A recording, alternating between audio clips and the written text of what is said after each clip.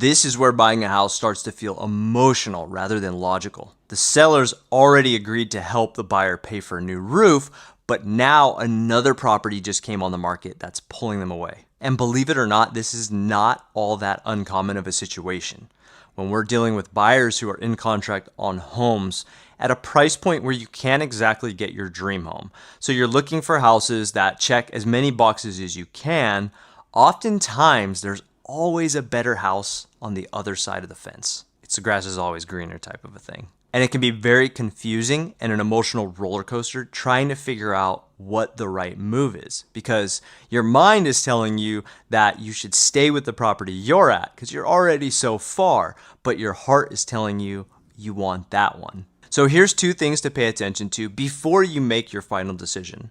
The first thing is understand that when you're far into a process on house A, you already know a lot of the red flags that come with it. And that might be very securing to you, knowing that there's not any surprises that you're not expecting. Whereas with home B that just came up on the market, you haven't gone through that process yet. You don't know what's under the hood. There could absolutely be issues that you're not aware of that could make that a lesser choice for you.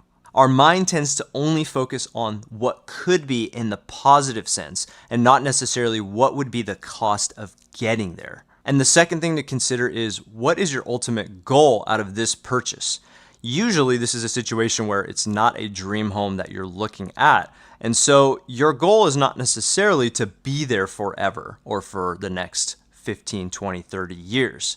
And if that's the case, understand that if this is a stepping stone towards that next goal of yours of having your future dream home and using this one as a tool to build equity and appreciate over time, then those types of small checkboxes that you would be sacrificing maybe a deposit on this property for just to get into something that's a little bit better may actually not be worth it in the long run. It might be such an insignificant difference in the grand scheme of things that losing that money from your deposit could have easily went towards more useful things that will actually help improve the value of the home or your comfort of living. So just try to remember, our brain is hardwired to like shiny new objects. So you have to make sure you're looking at the big picture before you make that sort of emotional decision.